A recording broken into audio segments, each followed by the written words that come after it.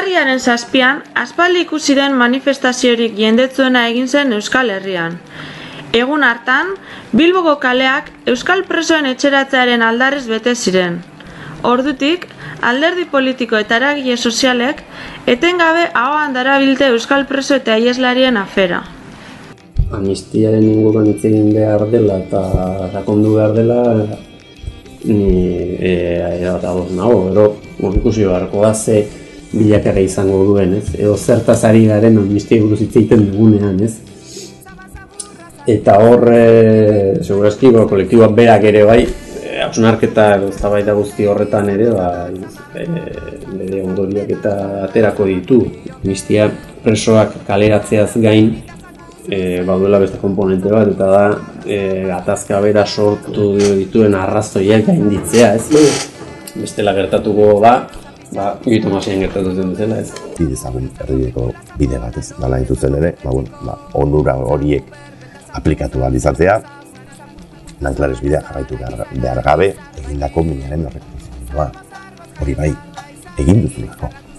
Legalitatean aritu eta badagoelako alderdien lege bat gure gustokoa ez dana, baina hor dagoena eta beraz legalki exigitzen digutelako hainbat kontu bete ahal izatea, eta guk hori egin dugu eta horren araberako legalitatearen araberako estatuto batzuk aurkeztu genituen Madrilen, ez? Eta nik uste dut presoek ariketa hori berdina egitea, ez dela inondik ere kontrajarria ezker abertzaleak martxan jarri den apostu politikoarekin eta kartutako erabakiekin eta posibilitatzeko irtenbide guztiak eta beraien askatasuna. Exigir amnistía me parece que está fuera de lugar y es un elemento de tensión. Y en cuanto al acercamiento es posible legalmente y es necesario y hay que hacerlo ya, sin esperar a ninguna otra cuestión. Bezala gaur egunin ez da aldatu espetxetan egoera, berdin jarraitzen du. Oan, espetxin dagoena nik badakit askoz ilusio gehiokin dagoela. Bitarte horretan, Espainiako gobernuak presoak birgizarteratzeko programa abiarazi du. Honen bitartez, taldearekin hausten duen presoak gerturatuko dute. Proposamenak ez du harrera ona izan Euskal Herriko alderdi politiko eta eragileetan.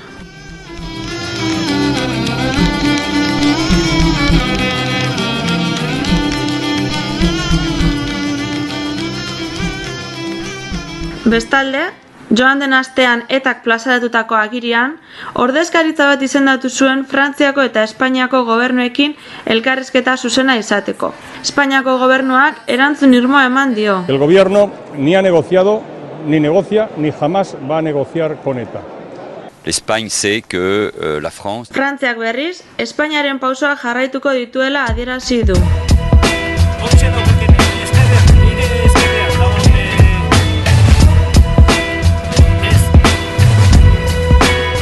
Kalean ere, presoen eskubideen urraketen amaiera exigitzeko mugimenduak ez du etenik.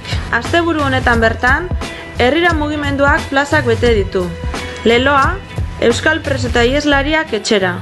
Ziur, hurrengo hilabeteetan, gaiak jarraipena izango duela.